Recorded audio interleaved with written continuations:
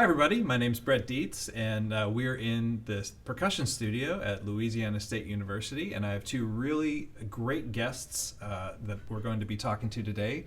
All the way over to my furthest right is my friend and colleague, Doug Perkins, who is the Director of Percussion and Associate Professor of Percussion at the University of Michigan. He's also a Grammy-nominated producer, conductor, and percussionist. Welcome, Doug. Thank you so much. This is And great. in the center is a man that, for Doug and I needs no introduction, but Doug and I actually went to high school in Pittsburgh, Pennsylvania, and we both had the pleasure of studying with Jack DiIanni, who is our guest today. And Jack has had an amazing career of over 50 years in the music industry. He's the principal timpanist with the Pittsburgh Ballet and Opera Orchestra. He was the principal timpanist for a long while with the Wheeling Symphony Orchestra as well. And he is now the bass drum and cymbal player for the Virginia Grand Military Band in Arlington, Virginia. So welcome, Jack. Great to see you guys again, because it's been quite a while, and I'm thrilled that they invited me down here to do this, and it was so nice to find out that Doug was making it over here too. So it's because it's been quite some time, guys, and now we've been sitting here having fun. All right.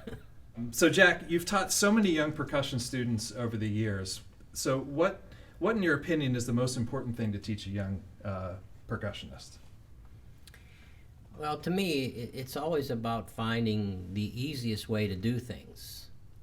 And what's two things that I've noticed over the years is that a teacher many times would say to a student, relax. Just saying the word relax doesn't make you relax. You have to know how to relax. And over the years, I've found more and more things about how to make it possible to relax as a player. And a lot of this came from what people know as the Moeller method. But what I know about Moeller, because I knew a family guy that studied with Moeller, that Moeller actually was mad at the Ludwig Company for saying or making on his book, calling it the Moeller method. Moeller said, it's not my method. And that's what I always tell the students too. It's not my method. It's how to do things the easy way. So that's the first thing. And then the other thing about it is, in the middle 1980s, when Fred Hinger was retiring, he made a comment that has stuck with me every day. And this comment is all about how, as he grew up, he noticed that more and more drummers and percussionists can play more notes than ever before. But his other comment about it is hardly any of them can play nice notes. And since I've seen that comment in magazines or whatever, I have lived by that comment, because when you're going to be a percussionist or a drummer, it's not just about hitting things, it's about making music. As I was a kid, my dad, he was my band director, and he threatened me if I didn't play music. And I loved that because it actually made me think about it. My mom would sometimes yell at my dad and say, quit yelling at him. But I never took it as being yelled at. I took it as being protected. Because my dad did not want to see drummers just pound. He wanted to see and hear music. He wanted great time and great sounds. And that's also what Hinger wanted. And that's, too, what Moeller wanted. I was thinking, remembering working with you when we started working, your goal wasn't to, as you say, teach me a million notes. It really was about fundamentals and Yes. teaching, really in-depth teaching, well, what we now call the Moeller method. So how did you feel so convicted that this was the right thing to do for us versus just giving us another Mitchell Peters etude or something. You know, what made you so convinced that this is the way to do it, and do you still feel that way? Well, the thing is, when you end up with good technique, okay, it does make playing music easier. The thing is, what I do know about some of the guys that had great technique is some of them can only play loud and fast, but they couldn't play necessarily slow or soft. And you have to be able to do all that stuff, see? And so what you do as a youngster, you take things on gradually. Don't try to take everything at once. You know, that type of thing. You know, for instance, I would, from time to time, have a band director come up and say, "Hey, Jack, I got this kid that plays piano, and they want to march in the band. Could you show them how to play bells and xylophone?" And I would say, "Sure, come on over." Well, I was always surprised the kid because I'd put a drum pad in front of them and hand them a pair of drumsticks. And they'd say, "What's this have to do with the xylophone?" And I would always say, "Well, let me ask you a question. Do you know what B flat is? Do you know what C is? Do you know what D is?" You know, that kind of thing. I says, "Do you know what a C major chord is?" And they'd go, "Yeah." And I says, "Do you know how to hit the instrument?" And they go, "I don't know." And I say, "Well, that's what we're going to do. We're going to work on strokes." And so what I would do is on the drum pad, show them the strokes, and over about 4 weeks, they would build their single strokes. And then on the 4th week, I'd say, "Okay, go over there and play a scale now." And guess what I tell them? I said, "Hey, you sound really good. Guess what? You can go now and play with the band." It would only take about 4 weeks, you know? And the only time we played the bells or xylophone was when they had the ability to play, you know, and after I showed them just straight strokes, I said, "Okay, now just move that stroke up and down the scale." And before you know it, they'd start out, you know, going bum, bum, bum, bum, that's slow. And then next thing you know, they're going da da da da da da da. They're like, I say, "Hey, way to go, man. You're doing this." And so what I discovered about that is that made it easy. If I would have put them on the keyboard on day one, they'd have been missing all kind of things. And it would have been slow and just hacking. Mm-hmm. In this way, they did it, and they just smiled, and they went and they were in the band. So that's the thing, and I just found out that it was so much easier, you know, and as I built into things too, it was like I wasn't doing major things, but then I came up to doing stuff. Yeah, I feel like I have a memory of a lot of times we would be doing slow work, and then if there was an audition or something, you'd say, "Yeah, okay, play the music, okay." And it was kind of like, yeah, louder, softer, very good. Yeah. Yeah. Back to the work. Back to this. Yeah. You know, it's not just about, "Oh, I'm good because I can play fast," or "I'm good because I can play loud." No. As my dad would tell me, "Hey, it's got to sound like the group. It's got to fit the group rhythmically, and it's got to sound." You know, and what he meant by the sound is if a group is going, like they're going bum, bum, bum, and you're sitting there going whack, whack, whack, they'd be like, "Why are you making all that noise like that? You have to do it." And even if you're just playing a snare drum, the snare drum's not going to go bum, but you got to make it feel the same way as they're playing. You can't just whack it, you know? And I learned that from my dad, who wasn't a percussionist, but he knew this is how it needs to sound, you know, that kind of thing. And that really helped, because if you just have the technique, it's still not a guarantee that you can play the music. You still have to know and hear and be very focused on everything that's going on, so that you know, okay, this sound fits what you got to play. Well, growing up with woodwind players, also, your family being a bunch of woodwind players, you have made a comment about the people weren't talking in the language of percussion to you, but just in the language of music, of how's this, you know, how's that sound going to work like it would be if we were talking to a trumpet player. How are you going to phrase it? You know, even today, talking to some students here, talking about like a trumpet player wouldn't phrase the melody on the timpani that way. So sing it, and then why do you play it this way? Think of it as music. So, and we also grew up playing with your family members. Right. And so I can know that, like, you have to, and I use that still every day, like transcending beyond what a drummer would say about it to, like, what's the music tell us to say. So one of the things that Doug and I used to do, because just under Jack's guidance, he would say, oh, well, you want to come play in this parade with me, or you want to come play in this band with me, you know, and Doug and I would always be like, yes, we're going to go do that, you know. And you know, one of the things was really great was I got to work with your uncle Nunzi, you know, who was a great clarinet player. And, you know, anytime and Nunzi had no issue coming over to me and telling me, like, hey, do this better, do this, think of this way and that way.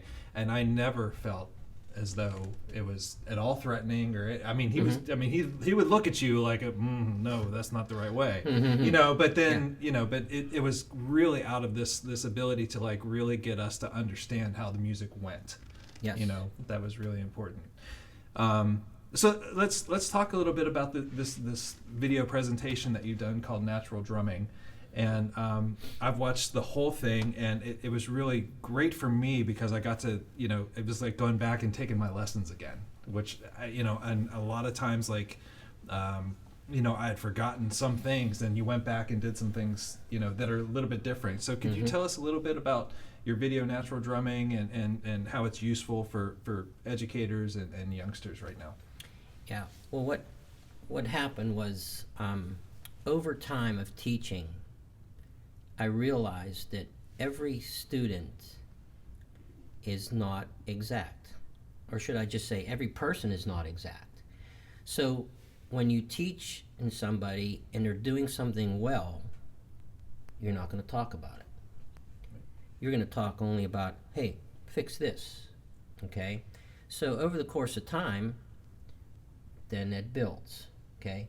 So then, when the student then becomes a teacher, and he might have to fix something that another kid can't do, and he could do, or you could do, but you don't know the answer of why, and then I realized everybody doesn't get the exact same story. And so I thought, this was six or 7 years ago, I thought, you know, I need to make this video for my guys because it's not about their playing. I knew they all could play, but I wanted to make their teaching easier. And just so you have the points of, okay, why would you do this? Why would you do that? That kind of thing. So that's how I ended up putting the video together. And then the other thing that happened is, over time, I learned more and more about what's going on. See, because in the real world of music, you should never stop learning until you're gone. You know, because every time something goes on, you would, oh, don't do that, or, oh, try this, that's really cool, you know, that kind of thing. You always hear from different things if you're paying attention. And so I had found out more things. And then the other thing that happened, my teacher passed away, and the guy that was in charge of his property and stuff like that called me and says, Jack, all Tom's teaching notes are available and they're for you. Please come get them. Okay? So I come and I picked up these notes, and so I was finding out more and more things about what went on. And so what I discovered in the natural drumming thing is he studied from Bill Hammond, who knew natural drumming. But what Tom realized is that Bill would say, do this. And Tom would do it, and it worked out well. He became good technically, a good player. But then Tom realized, hey, I didn't get the answer of why. And Tom is Tom LaFlame. Right. Tom LaFlame. And so what Tom did is, for 7 years, he studied and tried to find out all the answers to why this stuff worked. He went to a kinesiologist and asked him all about the muscle, muscle things and how you become relaxed and that type of thing. And so the kinesiologists gave them all kind of information. So I found out some things that I never told you guys. And that's why I thought, oh, these videos would be great, because what I really wanted to do, when I'm gone, I want to leave this for you guys. And the other thing I want to do more than that even is leave it for younger generations. I don't want them to miss this. I don't want things to change, okay? Because ask yourself, how much has a violin changed? How much has a trumpet changed? Okay, and the percussion world doesn't need to change. It needs to understand what happened historically correct, because there was great guys with John Philip Sousa, stuff like that. And this stuff is being lost. This stuff is being lost, and I want it back. I want it to come back. That's what I hope happens. Getting back to the you were talking about Sousa. Can you tell us about getting invited to play with the Virginia Grand Military Band in Arlington, Virginia? This is actually one of the most surprising things that has happened to me. And by the way, if I start crying, it's because I'm a baby. It's really me, so you're doing great. Yeah, it's just The thing is, it was a stroke of luck. One day, I got called to play at the Packard Band in Ohio. And I had subbed there several times. Sometimes I played timpani, sometimes I played keyboards, and other times I would play bass drum cymbals. So, I show up, and who's there? Loris, the Sousa expert of the United States. Okay? And when he started conducting, I was like, whoa, is this guy awesome? It was such a blast, okay? And we played, I think, an overture or something like that, and then we played a march or two, and it was like, oh, is this going to be fun, okay? So on the break, he comes over and says, hey, says, how do you know how to do that? Play bass drum and cymbals. He says, the only people that I know that can do that are either 85 years old or dead. And I said, well, I says, first of all, I learned it via the Italian method. I says, my grandfather did it, and my uncle and dad did it, even though they weren't percussionists, and they also knew Bill Hammond. And if I wouldn't have done it right, they'd have knocked my head off, you know. And I was very lucky because I saw all this going on as a kid. And then luckily when I joined the union at age 18, I was put into bands, and Bill Hammond would play bass drum and cymbals, and I'd play snare drum, and it was like, oh, is this amazing? And then about 12 years later, Bill Hammond retires, and my dad says, get over there, you know, and you better be right, that kind of thing. And what was amazing about it is I never practiced it. I was able to do this because of all the natural strokes I knew. Okay, I never took a lesson playing bass drum. I never took a lesson playing cymbals. I just did it, you know. And then the shocking thing is then Loris invites me down to Washington, D.C., in Alexandria.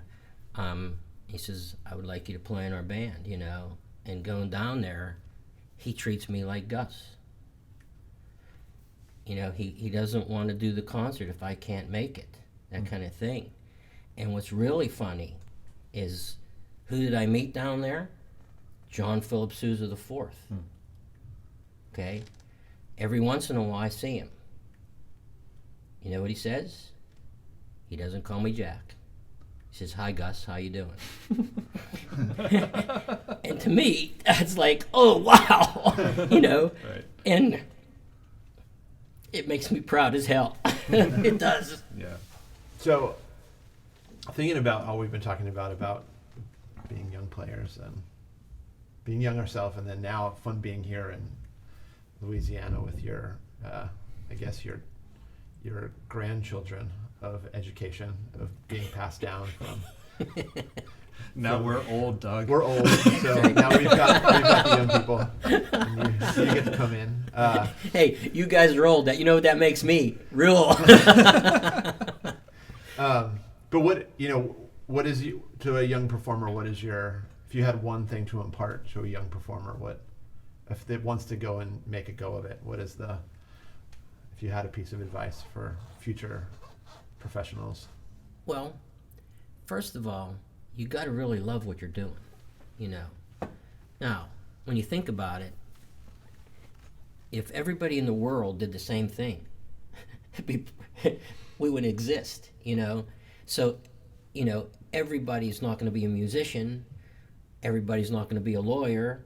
Everybody's not going to be a carpenter, that kind of thing. So they have to know, is this really part of them? How interested are they? Because how some kids are interested in sports, that kind of thing. Mm-hmm. So that's the main thing. You've got to really be interested in and love music. Now, for me, it was easy because it actually came via my grandfather. He taught the kids, his kids, my dad and uncles, and it was in our family. When it's in your family and you're extra generations from it, like I'm the third generation, it's easier. Now, if you're the first musician in your family, it is doable, but it's actually even a little bit more work, because what was easier for me was all that experience, and that's why we would always try to drag the guys in. Come on, hey, get in this, guys, because it's a blast to do, because like I said, it's not all about just lessons. You have to perform too. If you never perform, how did you know would your lessons work? Mm-hmm. Like, how much have you performed? Since you've been doing tons. How much have you performed? You guys have done tons. That kind of thing. It's not like you did nothing. So that's the big thing, and that's not just about music. That would be about any subject that anybody wanted to get involved in. It's, what does it make you feel like? Are you really part of that? I once read a book. It had nothing to do with music. I was just reading this book. Actually, it's about house rentals. Okay, because I tried that once, but I failed. But anyway, he mentioned about kids. He says, what's unique about kids? He says, everybody is born a genius. But he says, what fails? He says, the schools fail to find out what they're a genius at. Everybody can't be a musician. But then again, everybody can't be a doctor. Mm-hmm. Would I be a doctor? Heck no. Yeah, me either. Me either. That type of thing, so. But we are doctors, aren't we? Well, I mean medical doctors. My mom said, medical my mom doctors. said, yeah, he's a doctor, but he can't help you with anything. That's how she would introduce me. So. Yeah. Well, it's fun thinking about the love of music. Just thinking about many of your students, and for us, fun to see the very divergent paths we've all taken. Mm-hmm. But I think something I got from you, and I'm sure you did as well, was like a love of music, mm-hmm. and working hard and getting out there and having fun doing it. Like, mm-hmm. I can think about playing in this concert band, playing in Aliquippa. Like playing in Aliquippa, or there was a show in the band shell in Crafton, Pennsylvania, mm-hmm. where my parents lived. Played there, right? Yeah. Mm-hmm. I think of them as fondly as Carnegie Hall in a lot of ways. In some ways, more fondly. Right. There's no donuts. Right. But just getting out with everybody and just making, and that band was so fun because everybody was talented and into it, and just learning turn up and give it your best, and it's really fun, and then everyone's absolutely the joy that comes out of trying to do it right. Yeah, I think today the hardest thing for younger generations is there's not as many groups available as there were when we were around. So I was very fortunate in that regard. Yeah, and I feel bad for people now. Well, we didn't have the internet, so we just had each other, right? So the two of us just playing music every day. Mm-hmm. Yeah. That's right. You know, one of the things too, I was thinking about, you know, you were in your master class today with the students is, you know, when you were talking about us playing in the rock band and stuff, and I think about how I, you know, got into composing, and we were composing. You know, Yeah. we were sitting there in our garage band, like, writing songs. They were terrible, but we Great. tried. Oh, yeah. You I know, refuse to but- believe they were Yeah. anything less than excellent. But that was, you know, to me, that was like, oh, I'm actually, you know, creating something. And that was the thing. But that yeah, was- creating music, got Right. it, schlepping our gear around town.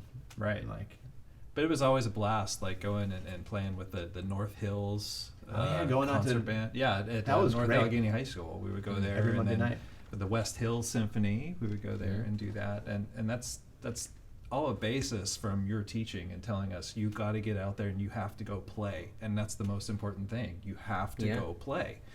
But anyway, I'd like to thank you for being here. I'd also like to just say that, I like you to know, thank you for inviting me. This has been a blast. It's, you know, and thank you both of you for coming and doing a great master class today and teaching some students and you know, Doug, I'm just so like blown away by what you've done with your life and what you've done with, like, you know, not just with it, with all the with the John Luther Adams stuff and just the creativeness that you've brought to the world of percussion and to the music world in general. And it just blows me away every time I see you do something. So thank you for being here and for being my friend for all these years. I appreciate thank you you. so much. And Jack, I want to tell you that the reason I'm doing this is because I sat in your basement one day and 1988, just, you know, and you just forming my musicality in a way that's never left me. And you are pretty much a titan in my brain. So and thank you so much for everything you've done for me, and appreciate you being here. I appreciate what you guys have done. I'm glad you've been so successful. It's been a lot of fun. You know, one thing about teaching is every student you have always doesn't succeed. That's just the way life is. You know what I mean? It's not going to happen. But when I see the guys that have, it's like, oh man, you know. And as I told you before, I'd like to get all of you guys together just to hang out so we could just talk about all our experiences and more stories and have some fun with that, you know. And who knows, maybe someday we'll get a chance. All right. Well, I have a restaurant in mind. All right. Well, thanks a lot for being here, everybody. And I will have the link to Jack's video of natural drumming in the description below. So thank you for joining us, and thanks everybody. Yeah, thanks. Thanks.